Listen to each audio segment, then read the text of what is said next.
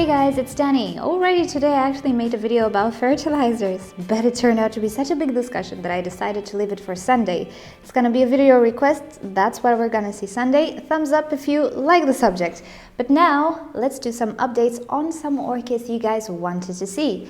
And I'll start off with bad news. Okay, this is my Angraecum magdalenae. I had it for quite a while. It had crown rot, it started to produce a new growth, and sadly things are not looking bright. Let's take a look at that new growth. Do we see what's happening? The middle leaf is actually dying, and it's not a case of rotting, I assure you. There was no water droplet left here. Also, you can see the roots not looking in the best of shape. You know what my suspicion is? Fusarium. And yeah, I think that's what's happening to this orchid. So basically, try to produce a keiki. It's not going well. I will soon cut the rhizome, see what I find. If it's Fusarium, then oh no, but we'll see what's happening. So the magdalenae sadly will not make it. You can see it's going, it's not okay. So this guy will end up on my wish list once again because I really wanted to see it in bloom. Alrighty, next orchid you guys wanted to see was the Dendrobium kingianum. This guy had a massive spider mite infestation.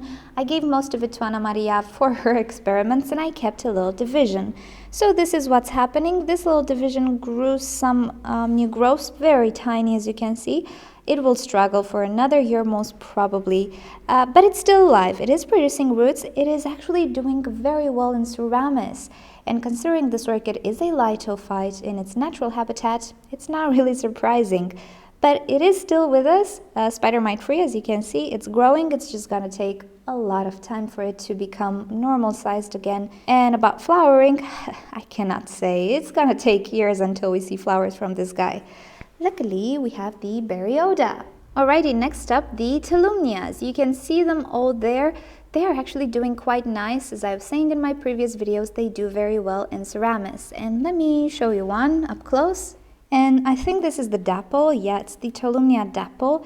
It didn't cut the flower spike, it's dried. It is growing a new growth, as you can see. They are doing quite well in Ceramis as well. So these are those types of orchids that can be grown in Ceramis. The roots are forming this net inside the Ceramis, so that's well. I would say that chunky Ceramis is a little bit better because these orchids, they're tricky little ones. They do like humidity. Their leaves will shrivel if they're not properly hydrated, but they also love ventilation. So with the smaller Ceramis, it might not be very optimal, but definitely the chunkier Ceramis can work. Or if you have the smaller Ceramis, you can definitely pair it up with a little bit of leca, the smaller granules of leca perhaps.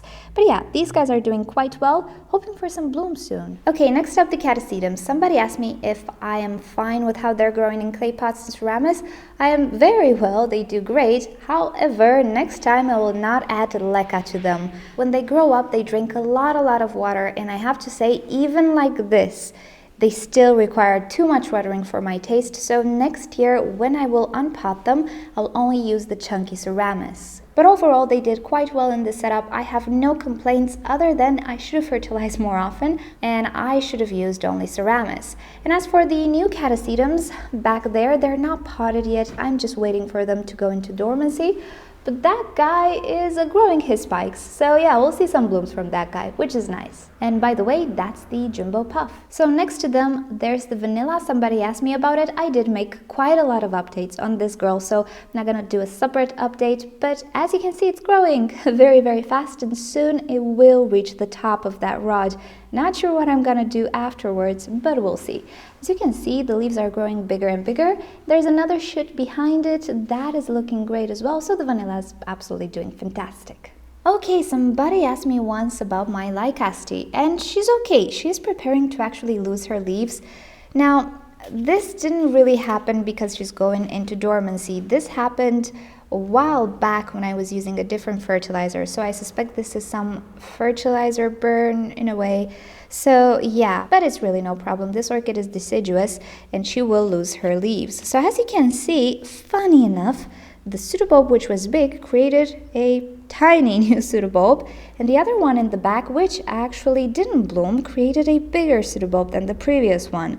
So maybe the fact that this one bloomed kind of affected the growth.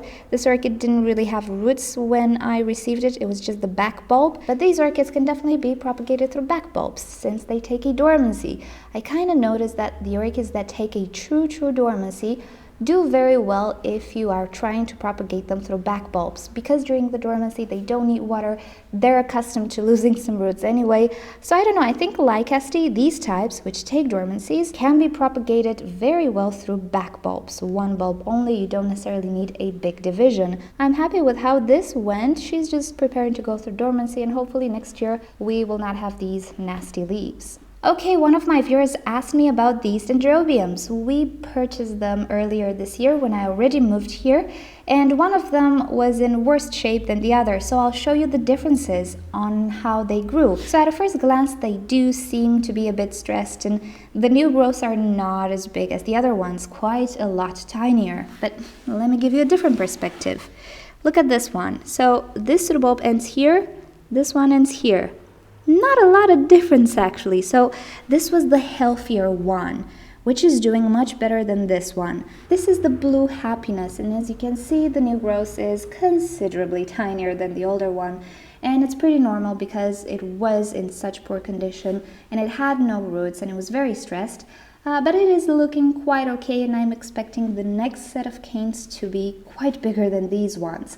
So you can see the difference. They were purchased from the same place and repotted pretty much at the same time, but two different results, simply because this one was a lot more sick and stressed than the other one. And finally, the Phalaenopsis. This was a sort of a general request. I'm keeping you up to date with them. Yes, they are spiking. It is the season, you guys. So this one you already knew. This was the first one who spiked, and it's growing quite fast. But this one, I don't see anything on this one. But the other ones, all of them have flower spikes started, and two of them already have two flower spikes started. This is not one. Let me search for the one who has two flower spikes. There are two of them actually. Not this one. This one has one. I think this one has one as well. No, are you the Brother Sarah Gold? Yeah, this one has two. So you can see two little flower spikes there. This is the Phalaenopsis Brother Sarah Gold. Oh, I love this one. So happy. And let's see this one. Oh, two flower spikes as well. Which one are you? I have a feeling it's the white one, or I lost the tag. This one has one flower spike so far. This, okay, we'll do some maintenance on this one. This was the orchid that I left in the care of my boyfriend. Didn't go so well, but we'll talk about it more in a different video. And this, I'm not sure, I don't see any flower spikes on this one just yet. I'm not entirely sure what it is. It came without a flower spike, and this here is the Leodoro, recently purchased. I don't know if it's gonna bloom, but yeah, the Phalaenopsis are doing okay. Let's take a look at the roots. Yep, they're growing. They're starting to form this little jungle that's gonna creep on my couch. But that's okay, I wanna see how long they actually can grow. So that's about it for today. Thank you for requesting these updates. If you have other orchids you want to see because you didn't see in a long time, just let me know down below and I'll make the next requested updates with the orchids you guys want to see. If you've enjoyed this video, please give it a thumbs up. If you hated it, give it a thumbs down. Subscribe to my channel for daily orchid and plants videos, and I'll see you guys next time. Bye! So I've decided to play it safe with my Miltoniopsis. I will wait for the flowers to drop and for these new growths to start producing little tiny roots before I repot them. I think in the case of Miltoniopsis, it would make a difference. It will keep the pseudobulbs more plump, it will keep the orchid in a more flowy rhythm, if you get what I mean.